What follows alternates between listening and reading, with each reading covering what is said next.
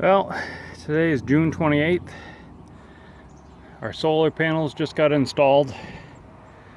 Let's see, got 1, 2, 3, 4, 5 over here on this side of the house. And on the other side, there are 22.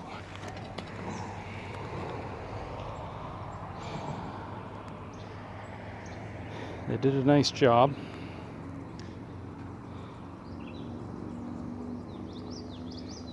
I am able to monitor them, but we're not 100% yet. We have to wait for the inspection to get here, and once it's inspected, we'll be able to accurately monitor what they're putting out.